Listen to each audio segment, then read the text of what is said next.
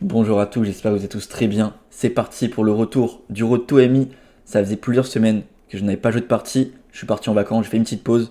Et là, je suis de retour pour un match inter-entreprise. Je joue toujours pour l'Agègre. On est contre le club 608. Et aujourd'hui, au premier échiquier, je suis opposé à André Kempinski, un joueur classé 1875 qui a déjà été à plus de 2100, plus de 2200 il y a maintenant plus de 30 ans. Donc attention, le joueur en face a beaucoup d'expérience. Il a d'ailleurs joué avec mon père dans la même équipe en match inter-entreprise pour la BNP Paribas à l'époque, il y a maintenant une vingtaine d'années. Donc il connaît assez bien mon père.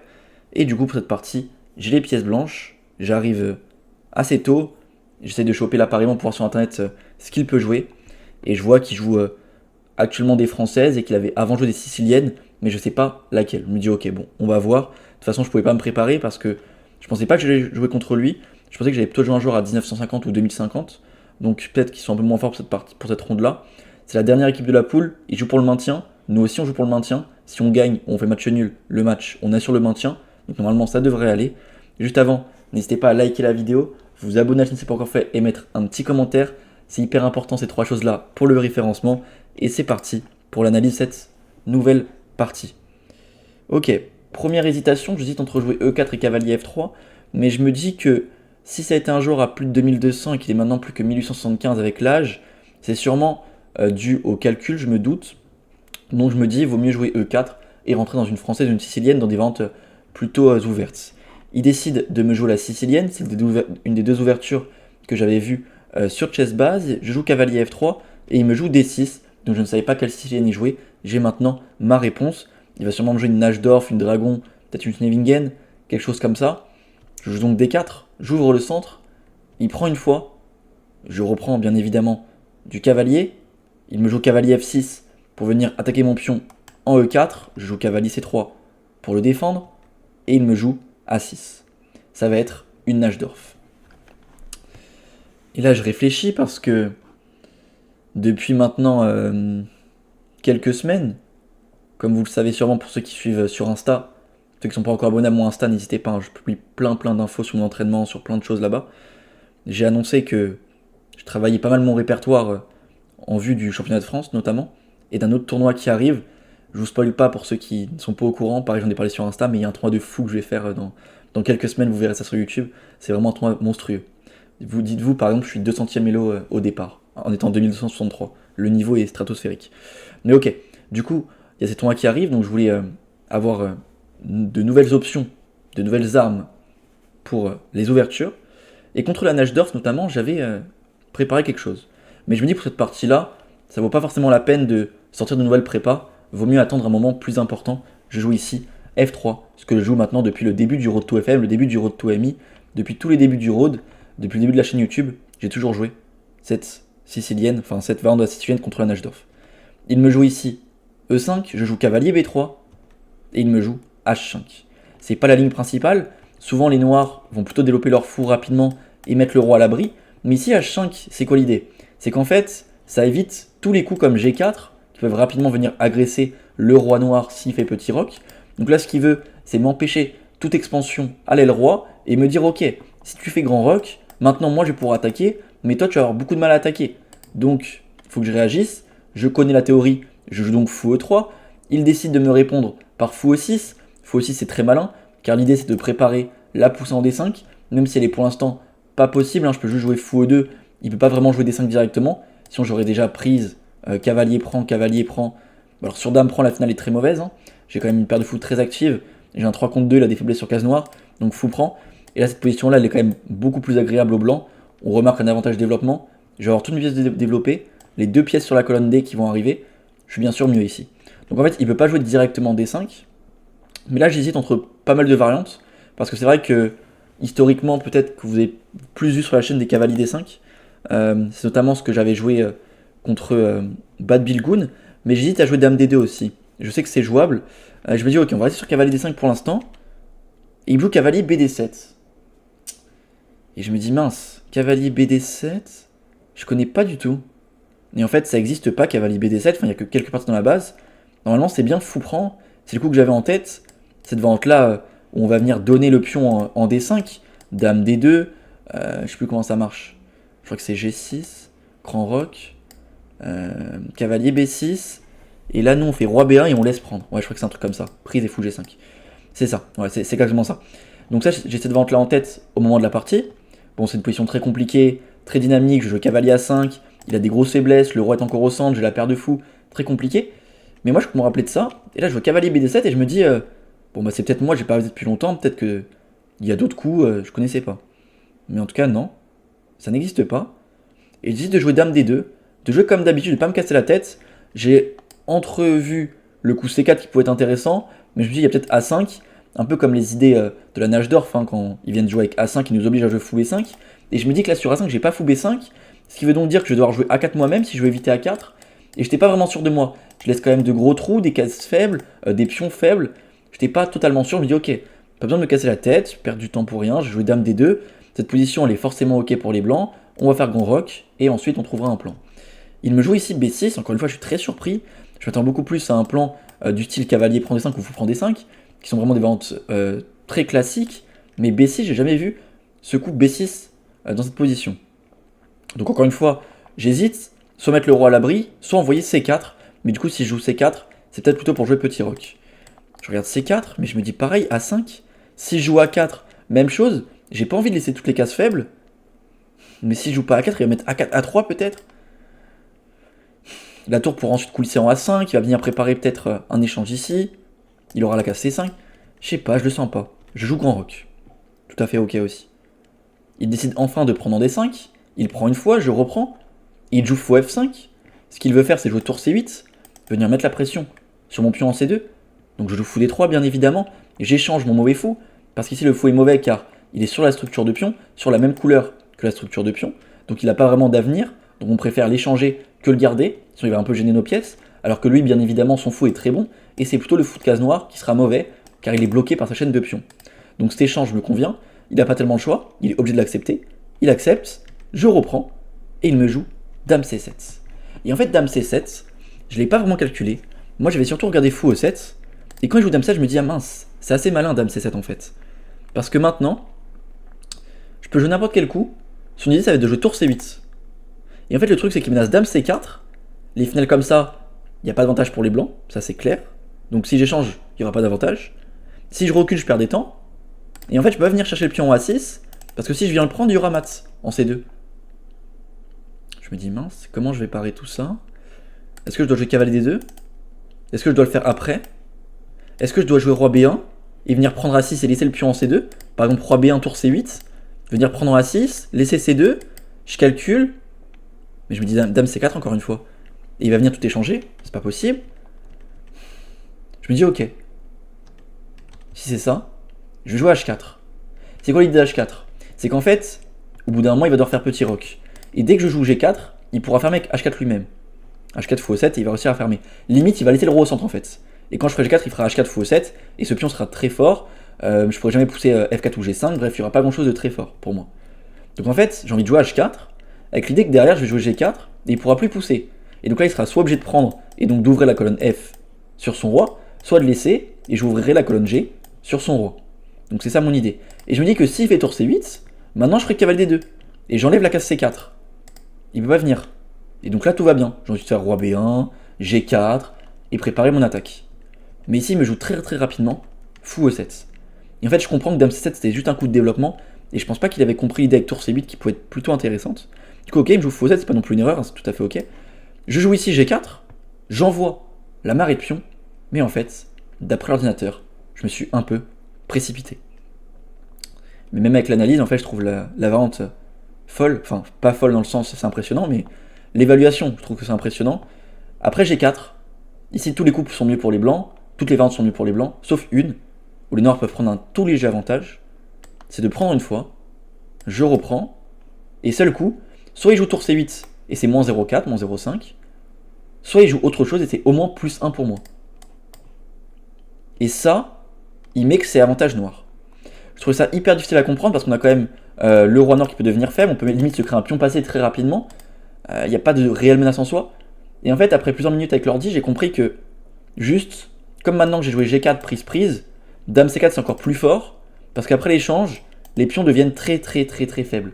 Donc en fait je dois essayer d'éviter l'échange, Donc soit je joue C3, Dame C4, Dame F5, soit je joue comme ça, mais il menace quand même A5, A4, soit je joue cavalier D2 pour empêcher ça, et derrière pareil ici, le seul coup pour les noirs, sinon c'est plus 1 pour les blancs, c'est cavalier F6 parce que maintenant du coup, il y a des menaces de cavalier prend G4 et de cavalier prend D5.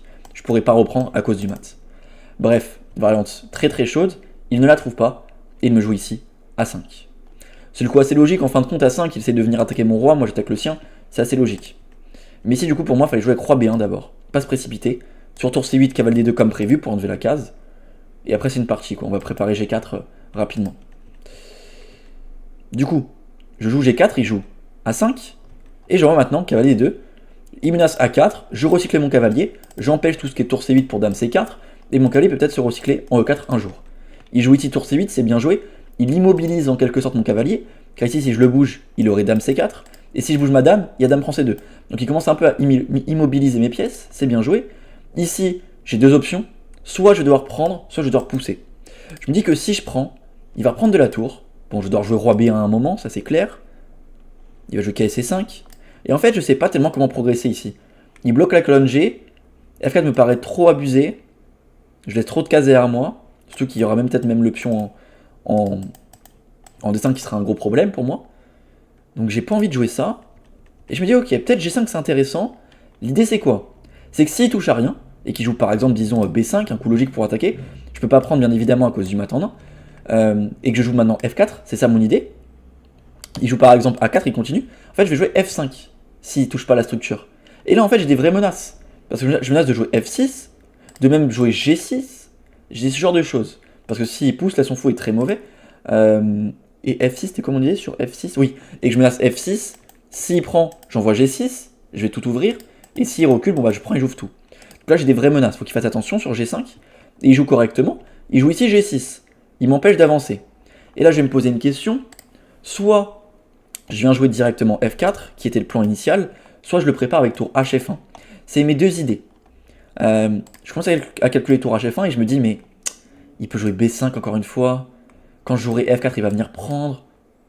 Je vais reprendre du fou. Il va roquer. Est-ce que j'ai vraiment du jeu? J'ai l'impression que là, je l'ai juste aidé. Ma tour en F1, elle est pas si bien placée. Est-ce qu'elle a vraiment un intérêt en F1? Je suis pas sûr. Donc je décide finalement de jouer F4 direct. Il va décider de prendre une fois. Il n'a pas le choix. Sinon, je joue F5 et là, son roi va devenir très très faible. Donc il prend une fois, il a raison. J'hésite rapidement entre soit jouer fou prend, soit jouer fou D4 et sacrifier le pion. Mais bon, je calcule fou D4 cavalier E5 et je suis rapidement démotivé par cette idée-là. Du coup, fou prend F4. Il me joue ici petit roc, il met le roi à l'abri. Pour l'instant, il fait une très bonne partie. Je joue tour HF1, tour H1. J'attaque le fou en E7. Cavalier C5. Il le défend, il active son cavalier bien joué. Je joue dame C3. Parce qu'il fallait faire attention. Il y a quand même des menaces de découverte si je bouge ma dame trop loin. Donc dame C3. Il joue ici tour FD8. C'est plutôt bien joué. Son idée, c'est de venir faire fou F8 pour fou G7. Peut-être que tour F8 était plus précis, dans l'idée de venir échanger des pièces en plus. Parce qu'ici, s'il échange les paires de tours, peut-être qu'échanger une paire de tours, ça peut l'aider. Échanger deux, je suis pas sûr. Mais par exemple, là, si je joue n'importe quel coup déjà, à 3, je serais déjà mal. Parce que là, ça arrive très très vite. Donc peut-être que sur fou tour F8, je dois jouer genre fou E3 et venir faire fou prend C5. Après, bon, j'aurai encore cavalier contre un fou très passif. Peut-être que je suis encore mieux. Mais c'est vrai que tour FD8, le problème là, c'est que je peux envoyer juste roi B1 et je vais faire cavalier E4. C'est la partie. Fou F8 et cavalier E4. Et la différence, c'est qu'avec une tour en 8, ce genre d'idée de cavalier E4, elle fonctionnerait pas. Parce qu'il y aurait tour prend E4. Là, la tour, elle est plutôt mal placée. Il l'a mise ici pour essayer de défendre son pion D6 qui peut devenir une faiblesse, quand le fou va bouger. Mais en fait, là, il joue trop passif. Cavalier prend E4 est bien sûr un mauvais coup, hein, c'est pas envisageable. Car après dame prend C7, tour prend C7, tour prend E4. Cette finale-là, c'est un gros avantage pour les blancs, voire décisif même, je dirais. Le fou est très passif, le mien est actif, et je vais venir doubler sur eux. Ça va gagner assez facilement. Du coup, bien évidemment, il joue ici fou G7, il m'empêche cavalier F6, et il place son fou sur la diagonale. Il a raison, mais je viens quand même en F6. On voit que la position des blancs, la mienne, commence à être idéale. Là, il a trois options qui s'offrent à lui. Roi F8, roi H8 ou fou prend. Roi H8, ici, j'avais prévu de juste faire tour E2, et de venir doubler les tours pour entrer en E7. Sur fou prend F6, j'avais prévu G prend, pas dame prend, car sur dame prend, ici, il y aurait cavalier E4, menace dame prend C2, et attaque la dame. Je peux pas parer les deux, et si je fais tour prend E4, il y aurait échec et mat. Donc là, c'est pas possible. Donc en fait, sur fou prend F6, j'avais prévu G prend F6, menace tour E7, donc force tour E8, et maintenant peut-être que je viens tout échanger, ça peut être une option, étant donné qu'il a quand même des trous sur case noire, mais en tout cas je me dis que les cases noires vont être très très faibles. Et troisième option, roi F8, je me dis que pareil, je vais venir faire tour E2, tour E1 et tour E7. Donc ici, je suis très serein. Il décide finalement de faire roi H8, l'ordi conseillé comme meilleure variante fou prend F6, mais bon, ça commence à être compliqué à comprendre. On est déjà au 25e coup, le Zeitnot arrive, je joue ici tour E2 comme prévu, je menace de doubler les tours et de rentrer en E7.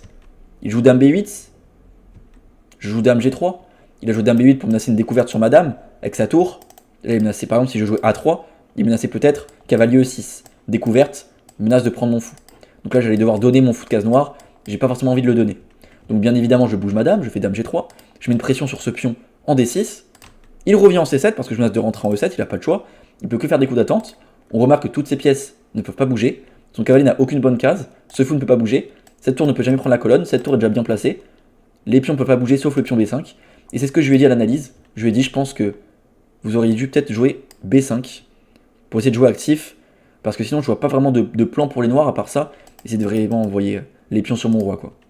Du coup il a joué dame B8, je joue dame G3, et il me joue dame C7, je joue donc tour DE1, je menace de rentrer en E7, il peut ni faire tour D7 ni faire tour E8, et là en fait, je me lève, on est au 28e coup et je sais que la partie est terminée, j'ai encore une demi-heure à la pendule, il n'en a plus que 15 minutes, et je me dis qu'il va sûrement réfléchir pour essayer de trouver une solution, même si j'ai l'impression qu'il n'y en a pas, pendant un petit moment, donc je me lève, et quand je me lève, je me dis, j'espère qu'il va pas abandonner, j'espère qu'il va pas abandonner, et j'espère qu'il va jouer fou F8, parce que fou F8, j'ai un finish assez beau, assez drôle. Je me lève et je vois de loin qu'il a joué. Je me rapproche. Et il me joue fou F8. Yes. Je vous laisse mettre la vidéo en pause si vous voulez essayer de comprendre comment gagner en force ici avec les blancs. En force, sauf pour une variance. Ici, bien évidemment, cavalier E8. L'idée, c'est quoi? C'est que je menace de faire dame C3 et de venir mater le roi. J'attaque aussi la dame, j'attaque le pion D6. La seule variante qui tient, quand je vous ai dit, sauf pour une variante qui ne perd pas directement, c'est la finale, c'est cavalier E4. Mais ici j'avais prévu cavalier prend C7, cavalier prend dame, fou prend, tour prend, et juste de venir faire fou F2, tour bouge, enfin tour défend, et de venir jouer A4. Tour E8 d'abord, on échange d'abord une paire de tours, pardon. Puis A4. Et là bien évidemment c'est un gros avantage pour moi, alors non, sinon il va perdre la tour. Du coup tour B7. Ouais, tour B7 pour défendre. Et donc là tour E8, take, voilà, c'est ça que j'avais calculé, et A4. C'est ça que j'avais calculé, et bon ça bien évidemment c'est juste totalement perdant pour les noirs. Donc il ne rentre pas là-dedans, il tente dame B8. En fait moi ce que je voulais, c'est pas qu'il fasse dame B8, c'est qu'il fasse dame D7. Parce que dame D7, j'allais pas faire dame C3, j'allais faire autre chose qui est encore plus beau, c'est fou E5. Sacrifice du fou, dame prend, et si le roi va là où là il y a cavalier fourchette, et si il fait fou G7 il y a mat, et si là-dessus il fait F6, on a fou prend F6, roi G8, fou prend D8, dame prend D8, et maintenant, je sais plus comment ça marchait. Je crois que je m'étais juste dit dame F3. Ouais, je crois que c'est ça. Dame F3, et en fait, ici, je menace juste trop de choses. Je menace même de faire tour E6, je menace tout. Tour F2, c'est juste totalement plié. Malheureusement, il joue ici dame B8. Fou E5 ne fonctionne plus à cause de pion prend. J'ai plus dame prend parce que la dame défend le pion. Donc ici, je joue dame C3. Il doit bouger le roi. S'il fait F6, il y aurait donc mat en force. Il fait donc roi H7. Et en faisant roi H7, accrochez-vous bien. Je vois qu'il me regarde tout d'un coup. Et il me dit je te propose nul. Avec un petit sourire. Au départ, je me dis il est en train de rigoler. Parce qu'en fait au départ de la partie, au début de la partie, on a beaucoup parlé de mon père, etc. Qu'ils ont joué ensemble étant jeunes. Je me dis voilà, il est bon joueur, il me fait une petite blague à la fin de la partie, il est pas énervé de sa partie, il me fait une petite blague. Du coup moi je rigole. Il a pas de réaction. Et du coup, bah moi je continue la partie. Je réponds pas. Enfin, je pensais que c'était une blague, je réponds pas, je continue. Je fais cavalier F6. Il fait roi H8. Et je joue cavalier prend H5. Et quand je joue cavalier prend H5, il fait oh putain. Et il réussit pendant 5 minutes. Et après, il me tend la main. Il abandonne. Et il me dit j'avais pas vu cavalier prend H5. Donc en fait, je sais pas, j'ai l'impression qu'en fait, peut-être que la proposition de match nul a été très sérieuse en fait. Mais le problème, c'est que je comprends pas en fait, parce que même si je fais cavalier E8, je suis à plus 100, Même tour 8, je suis à plus 100. Je comprends pas en fait. Du coup, ok, bon. Ça fait donc une victoire. Ça fait toujours plaisir. Après 4-5 semaines de pause, on revient avec une belle partie, une belle victoire. Adversaire très sympa. On analyse un peu à la fin ensemble. Je vais vous mettre le bilan de partie pour voir ce qu'on a pensé. L'ordinateur. Tac. En tout cas, d'autres parties arrivent. Je joue en Belgique le week-end qui arrive. Le 16 mars, je joue en Belgique. Le 21, 22, 23 mars, je joue un tournoi fermé à Lyon avec plein de forts joueurs. La moyenne elle a plus de 2200, donc ça va être un très gros tournoi. Ensuite, il y a la N1 adulte le 29 et 30 mars. Ensuite, il y a un gros tournoi qui arrive. C'est le tournoi du 16 au 21 avril. Je serai au tournoi de Alicante en Espagne. Un tournoi donc où je serai 200e Elo au départ. Il y a plus de 100 joueurs à plus de 2400. C'est un tournoi de fou furieux. On ira là-bas pour aller chercher une norme, j'espère. En tout cas, c'est pas l'objectif, mais ça serait beau. On va essayer de prendre un max de points. C'est la première fois que je fais un tournoi aussi fort, donc on va voir comment ça se passe. Ok, j'ai donc fait 89.5, le 80.3. Il y a quand même des petites erreurs. Ok. Donc l'ouverture, elle est ok. Bon, il préférait avec C4 l'ordi à chaque fois. Ok. Bon, c'est ok. Ça, c'est ok. Et donc là, G4. Ouais, donc G4 réfuté à cause de prise tour C8, mais compliqué à voir. Il le voit pas non plus. Je joue cavalier 2, il joue tour C8. Je joue G5. L'ordi préférait faire roi B1 d'abord. Bon. Ouais, et là, le F4, il est un peu trop précipité. C'est ce qu'on a dit. Donc prise. Petit roc, tour E1. Cavalier C5, dame C3, tour D8. Donc il fallait plutôt faire tour E8. Roi B1. Ouais, bon, roi B1, ça va. L'ordi n'est pas très puissant. Roi B1, c'est tout à fait ok. Et les joues fou F8, ouais. Donc là, il y a cavalier E4. Fou G7. Cavalier F6. Et donc là, il fallait faire absolument fou prend F6. Mais c'est dur à comprendre parce qu'on a l'impression qu'on donne le fou de case noire et que derrière les cases noires sont un vrai goût. Ok. Du coup, ici, il me joue roi H8. Je joue tour E2. Je viens doubler. Je vois cavalier E8. Donc ouais, l'ordi préfère juste jouer dame F2 pour dame D4. Parce que là, la finale, elle est encore longue à gagner. Mais bon, c'est assez simple à gagner la finale. Mais ok. Bon, je rentre là-dedans. Et il abandonne après cavalier. Prend H5. Ça fait donc une victoire. Je prends 2 points Elo. Je passe 22-65 après cette partie. Rendez-vous dans quelques jours pour l'analyse de mon Road to Ami numéro 26 que je vais jouer en Belgique. Sûrement que je vais jouer un bon joueur. On se retrouve dans quelques jours pour ce Road to Ami numéro 26. Allez, bonne fin de soirée à tous, bonne journée.